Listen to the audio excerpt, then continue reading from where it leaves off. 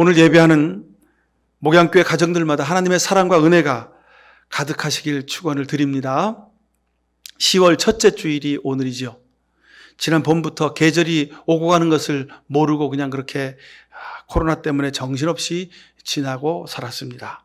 이번 가을에는 여러분 가까운 주변에 아름다운 꽃과 열매와 단풍을 보면서 하나님의 사랑을 다시 한번 깨닫는 귀한 기회를 가지시길 축원을 드립니다. 코로나의 인내의 시간은 영적으로 깊은 깨달음의 시간이 되는 줄로 믿습니다. 영적인 각성의 때가 바로 우리가 사는 지금 이때입니다. 자, 여러분 성경 통독 바이블 타임 추석이 시작되기 전 며칠 전에 10월호를 우편으로 보내드렸습니다. 다 받으셨을 줄 압니다.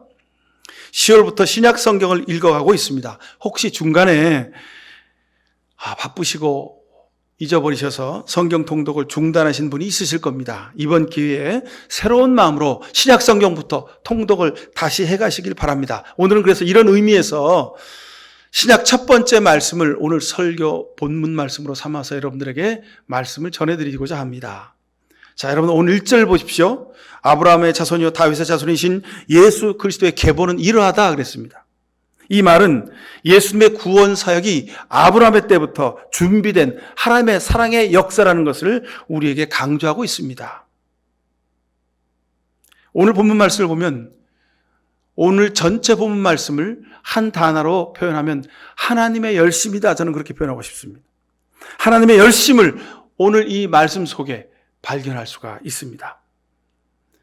예수님의 이 마태가 쓴 계보를 읽고 있으면 구약의 말씀들이 영화처럼, 영화의 한 장면처럼 스쳐 지나갑니다. 그때 저는 이사야 말씀을 떠올려 봅니다. 이사야서 9장 6절 이하의 말씀에 한 아기가 우리에게서 태어났다. 우리가 한 아들을 얻었다. 그는 우리의 통치자가 될 것이다. 그의 이름은 기묘자, 모사, 전능하신 하나님 영존하시는 아버지 평화의 왕이라고 불릴 것이다.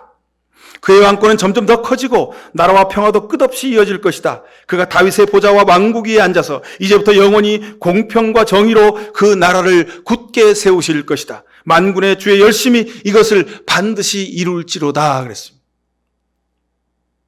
이제부터 영원히 공평과 정의로 하나님의 나라를 굳게 세우실 것인데 만군의 주의 열심히 하나님의 열심히 반드시 이루어 가실 것이라는 말씀이 오늘 우리가 읽은 이 마태복음 1장 1절부터 17절까지의 누구는 누구를 낳고 누구는 누구를 낳고 쭉 예수님의 그 선조들의 족보 나아가서 계보입니다. 그 계보의 말씀 속속이 알알이 박혀있는 하나님의 열심을 제가 발견할 수 있었습니다. 예수 그리스도의 탄생을 예언한 말씀이 이사야서의 말씀이죠. 하나님은 이스라엘 백성의 악함과 죄악을 보셨습니다. 그래서 후회하고 안타까워하셨고 선지자를 보내서 저들이 죄에서 돌이켜 하나님에게로 돌아오고 하나님이 저들을 용서해 주시고자 했습니다. 그런데 저들은 끝까지 돌아오지 아니하고 하나님 말씀을 어기고 이방신에게 가서 절하고 자기 멋대로 살았습니다. 세상과 짝하며 살았습니다. 그러나 하나님은 그 이스라엘 백성들을 향해서 포기하지 않으시고 주의 일을 준비하시고 계획하시고 이루어 가셨습니다. 이것이 바로 하나님의 일하심이고 하나님의 열심입니다. 바로 그 증거가 오늘 우리가 읽은 이 마태복음 이 계보에 있습니다. 마태는 이런 하나님의 열심을 마태복음 1장을 시작하면서 하나님의 열심의 흔적을 계보를 통해서 아주 따박따박 적어가고 있는 것입니다. 그러기 예수님의 계보의 역사는요, 지금 우리의 삶 속에서도 계속 현재 진행형이다 말씀드릴 수 있습니다. 자, 제가 하나님의 열심이라고 말씀드렸죠. 열심이 뭡니까 여러분? 열심은 부지런한 마음입니다. 최선을 다하는 마음, 뜨거운 마음, 지치지 않는 마음, 돌아서지 않는 마음, 포기하지 않는 마음, 적당히 하는 마음이 바로 열심의 마음입니다. 우리를 향하신 하나님 마음이 바로 그런 마음이시죠. 우리도 이 시간 말씀을 통해서 하나님을 향해서 우리의 열심이 이렇게 다시 불타오를 수 있게 되기를 간절히 축원을 드립니다. 아브라함으로부터 이스라엘을 통한 하나님의 구원의 역사, 이것이 쭉 기록되는가 싶더니 다윗의 때에 이르러 이상한 족보가 기록됩니다. 한번 보십시오, 여러분. 3절 이하에 유다는 다말에게서 베레스와 세라를 낳고 베레스는 헤스론을 낳고 헤스론은 람을 낳고 그랬습니다. 람은 아비나답을 낳고 아미나답은 나손을 낳고 나손은 살몬을 낳고 살몬은 라합에게서 보아스를 낳고 보아스는 룻에게서 오벳을 낳고 오벳은 이새를 낳고 이새는 다윗 왕을 낳았다. 다윗은 우리아의 아내에게서 솔로몬을 낳고 그랬습니다. 특이하게도 세상의 족보는요, 남자의 이름, 장자의 이름만 쭉 기록되어 있습니다. 근데 오늘 이 마태가 기록한 족보, 예수님의 계보는 여자의 이름이 기록되어 있습니다. 보세요. 다말, 라합, 룻, 그리고 우리아의 아내, 그리고 예수님의 어머니 마리아까지 여성의 이름이 5명이나 기록되어 있습니다. 이건 유대 사회에서 있을 수 없는 일입니다. 왜요? 유대 사회는 철저히 남성 중심의 사회이기 때문에 그렇습니다. 기존의 생각을 뒤집는 매우 중요한 관점을 우리가 여기서 발견합니다. 기독교는, 성경은 여성을 경시하는 종교다. 여성을 무시한다. 세상 사람들이 그렇게 말합니다. 근데 여러분, 마태복음 1장 복음서를 시작하는 그 첫머리에 예수님의 족보를, 계보를 말하면서 여성의 이름을 5명이나 올려놓고 있습니다. 그러니 우리가 생각한 남성 중심의 사회, 남성 중심의 가치관이 기독교의 가치관이다 하는 것은 우리가 버려야 될 잘못된 가치관입니다. 더군다나 마리아를 제외한 4명의 여인들의 삶은요, 상상을 초월합니다. 다말은 유다의 며느리입니다. 근데 시아버지에게서 자식을 낳았다는 거예요. 이게 무슨 얘기입니까?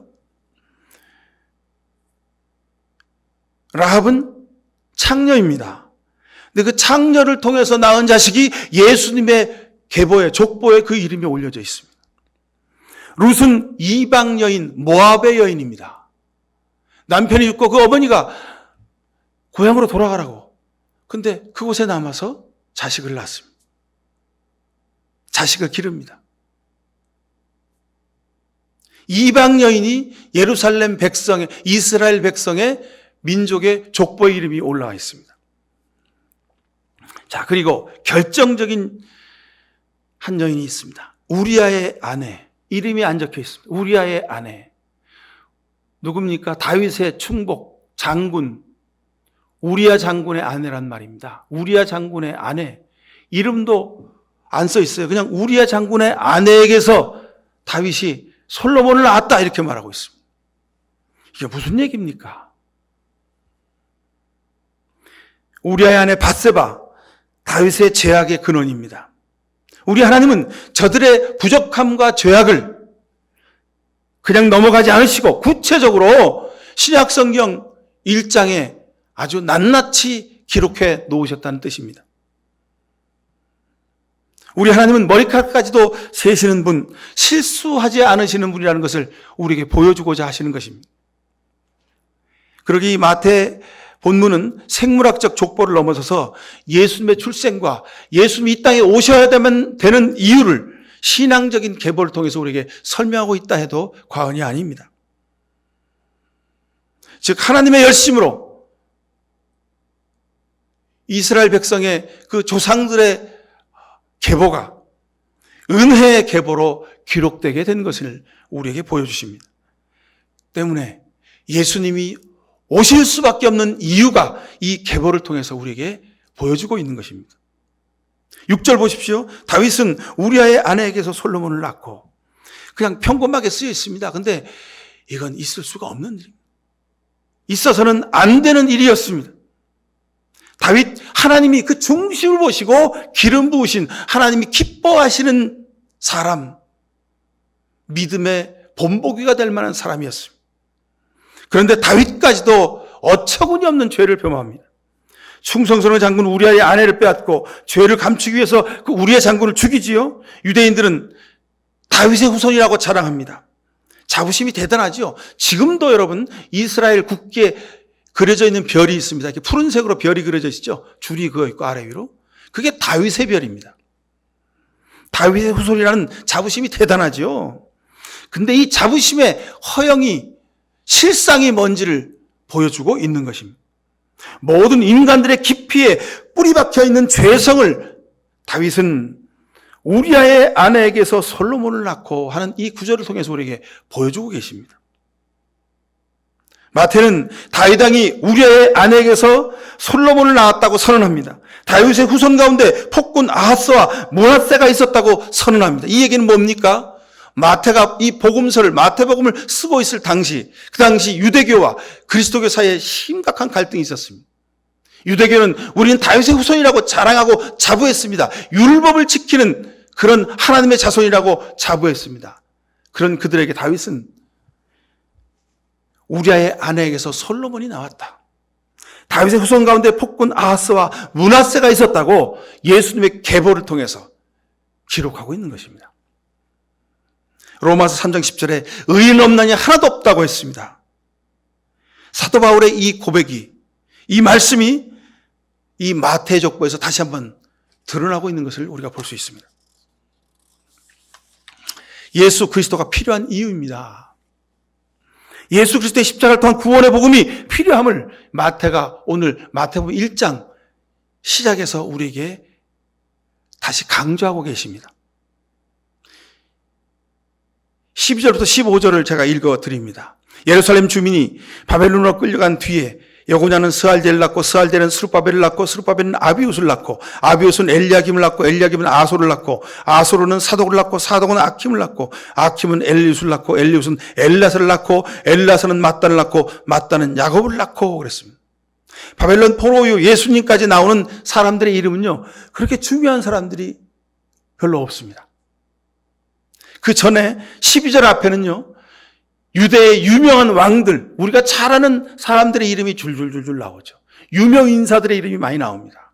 근데 예루살렘 주민이 바벨론으로 끌려간 뒤에, 바벨론 포로 이후에 야곱이 세상에 출생하기까지 거기에 나오는 이름은요, 유명한 사람들이 별로 없어요.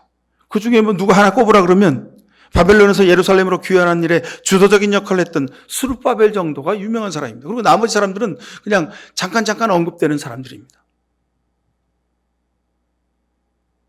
바벨론 포로 이전에 등장했던 사람들의 신분이 주로 왕이었고 유명 인사들이었다는 것에 비한다면 바벨론 포로 이후에 등장하는 이름들은 이름이 없고 두드러지지 않는 사람들, 보통 사람들의 이름이 기록되어 있다는 특징이 있습니다. 이게 무슨 뜻입니까? 이것은 바로 복음의 역설입니다. 마태는 이것을 강조하고자 했습니다. 왜요? 이름 없는 믿음의 사람들이 믿음의 대를 이어왔다는 겁니다. 언제? 포로 시대 이후에 이스라엘 백성들이 바벨론의 포로로 끌려가서 선지자들, 왕들, 모든 율법학자들이 다 이방신에게 절하고 하나님을 버리고 세상과 타협하고 살고 있을 그때에 이름 없는 사람들, 보통 사람들이 하나님의 믿음을, 하나님의 이름을 지키며 살았다는 것을 마태는 강조하고 싶었던 것입니다. 이들이 진정한 하나님의 사람들이었습니다. 절망의 시간에 모든 소망이 끊어진 그때에 하나님의 구원의 은혜를 사모하며 살았다는 것입니다. 하나님이 이렇게 바벨론 포로 시대를 통해서 비록 유명하지 않았지만 보통의 사람이었지만 끝까지 버티고 믿음을 지킨 이들을 기억하셨습니다. 그리고 마태를 통해서 그 이름을 기록하게 하시는 것입니다. 하나님의 열심으로, 믿음으로, 비록 이름이 없었지만 믿음으로 여호와 하나님을 부르며 기다렸던 그들의 이름을 하나님이 잊지 않고 기억하시고 그들의 믿음의 유전을 통해서 예수 그리스도께서 나시게 하나님이 준비하셨다는 것입니다. 여러분, 우리가 신앙생활을 하다 보면요, 신앙생활을 한 지 10년, 20년, 30년, 40년 오래되면 그 신앙이 나태해지고 교만하기가 쉽습니다. 자신의 잘못과 죄악을, 자신의 잘못을 그냥 간과해버리기가 쉽습니다. 왜냐하면 왕년에 옛날에 예수 그리스도의 피로 용서함 받았고 구원 받았다는 겁니다. 옛날에 성경 많이 읽었다는 거죠. 옛날에 봉사 많이 했다는 겁니다. 그렇게 이들은 구원의 보증수표를 가지고 겁없이 삽니다. 자기 멋대로 살아놓고 그리스도인이라고 말합니다. 이런 겁없는 철없는 그리스도인들을 향해서 바울은 두렵고 떨림으로 너의 구원을 이루라고 빌립보서 2장 1절에서 말씀하고 있습니다. 내 눈에 들보는 보지 아니하고 상대 눈에 티끌만 보고 지적질을 합니다. 그러니 하나님께 기도해도 그 영혼에 회개가 없고 감격이 없습니다. 그래서 냉랭한 신앙생활을 하게 되지요. 바로 바벨론 포로기 때 모든 이스라엘 백성들이 이렇게 살았습니다. 오늘 이 시대의 교회와 그리스도인들이 이렇게 살아가고 있습니다. 오늘 12절에 예루살렘 주민이 바벨론으로 끌려간 뒤에 그랬습니다. 그래서 다윗 왕조의 시대에서 예수 그리스도의 시대로, 구약의 시대에서 신약의 시대로 율법적인 신앙생활에서 복음적인 신앙생활로 나아가는 그 과정에는 반드시 바벨론 포로의 때가 있어야 한다는 것입니다. 마태는 성령의 감동하심으로 복음서의 첫머리를 적어 내려갑니다. 그에게 중요한 것은요, 예수님의 삶과 말씀, 예수님의 십자가와 부활이 중요했습니다. 그런데 그 서론으로 예수님의 계보를 기록하고 있습니다. 이것을 통해서 예수님의 복음, 예수님의 십자가 부활이 필요한 이유, 그 조건을 말씀하고 있는 겁니다. 하나님의 사랑을 그렇게 많이 받고도 하나님에게 기름 부음 받고 은혜를 먹고 마셨음에도 불구하고 저들은 하나님을 떠나서 죄를 범하고 자기 멋대로 살았더라는 겁니다.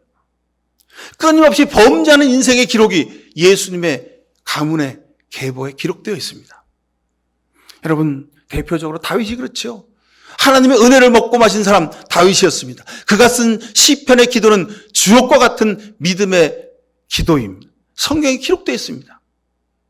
그럼에도 불구하고 다윗마저도 자신의 욕망을 제어하지 못하고 간음하고 살인하고 그랬다는 겁니다. 때문에 예수 그리스도가 우리에게 오셔야 하고, 때문에 주님 십자가 밑에서 반드시 회개해야 한다고 마태는 강조하고 있는 것입니다. 구원은 자신이 얼마나 죄된 존재인지를 아는 겁니다. 겉모양은 멀쩡하지만, 겉모양은 번지르르 한 다윗 왕의 모습이지만 속사람은 예수 그리스도가 꼭 필요한 죄인이라는 사실을 우리가 잊지 말아야 합니다. 세상 사람들은 겉모양 봅니다. 저 사람이 왕이래. 저 사람이 명예와 권세가 저렇대. 저 사람이 학식이 대단하대. 저 사람이 저렇게 돈을 많이 가졌대. 등등등. 세상 사람들은 겉모양을 보고 판단합니다. 그러나 하나님은 속사람, 그가 얼마나 죄된 존재인지를 보겠다고 하시는 말씀이 바로 오늘 이 마태복음의 예수님의 계보에 드러난 하나님의 뜻입니다.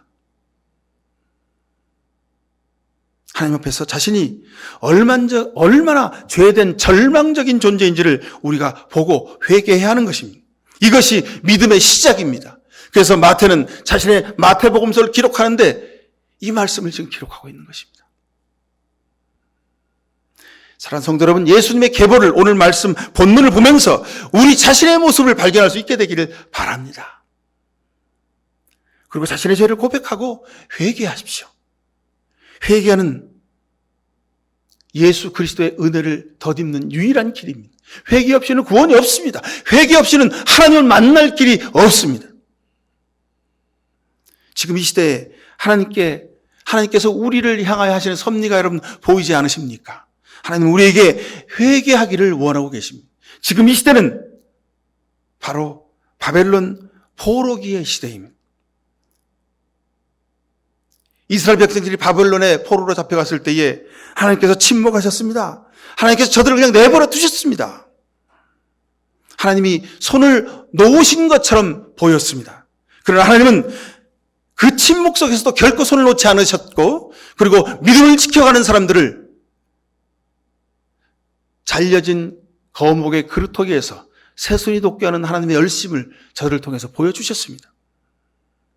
숫바벨부터 요셉까지 이르는 족보는 당시 그 누구도 눈여겨보지 않았던 하나님의 말씀 앞에 무릎 꿇어 기도한 이들이 있었다는 것을 보여주고 있습니다.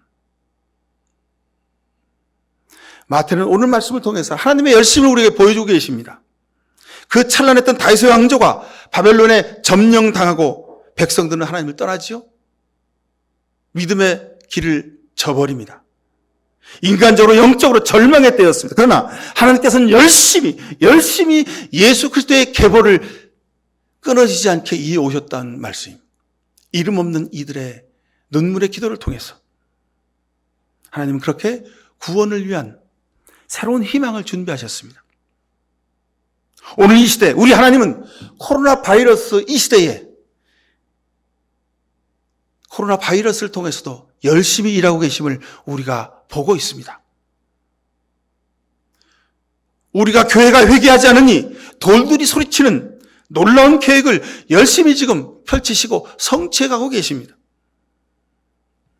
찬란했던 다윗 왕조 같았던 우리 한국교회가 하나님을 잃어버리고 세상에 몰두해 있을 때 하나님은 하나님의 열심으로 코로나 바이러스를 들어서 이 땅의 교회들과 이 땅의 교회들을, 이 땅의 그리스도인들을 회개를 하게 원하시는 것입니다. 그래서 저는 이 시대를 코로나 포록이라고 부르고 싶습니다. 여러분 잊지 말고 기억하십시오.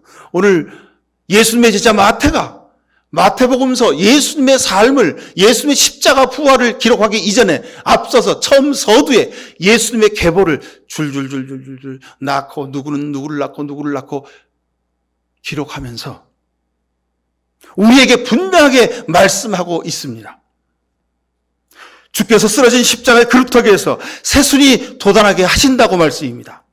하나님은 지금도 우리 곁에서 열심히 일하고 계십니다.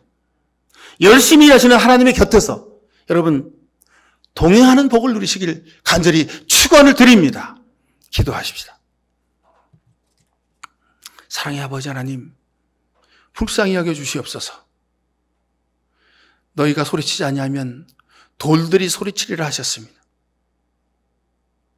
주여 이 땅의 교회들과 그리스도인들을 불쌍히 여기시고 회개하게 하옵소서. 거친 번지르르한 휘황찬란한 다윗의 왕조 같은 교회와 그리스도인들이었습니다. 대한민국 사회에 기득권과 주도권을 가지고 지금까지 떵떵거리며 살아온 이 땅의 교회들 그리스도인들이었습니다. 그러나 저들의 욕망과 탐욕의 죄를 끊을 수가 없었습니다. 하나님을 떠났고 하나님보다 세상의 물질을, 자신의 권세를 더 자랑하며 살았습니다. 우리가 사는 이 시대가 코로나 포록임을 우리가 고백합니다. 주님 불쌍히 여겨 주옵소서. 포로기 이후에 이름 없는 이들이 여호와 아버지 하나님의 이름을 부르며 그 믿음의 길을 묵묵히 걸어왔듯이 아버지 우리로 하여금 주 예수 그리스도의 십자가를 다시 세우는 아름다운 하나님의 열심의 거룩한 성업에 동참케 하옵소서. 동행하게 하옵소서. 다시 한번 믿음의 길 위에 반듯하게 서서 걸어가는 우리 교회와 우리 성도들 되게 하여 주옵소서. 예수 그리스도 이름으로 기도하옵나이다. 아멘.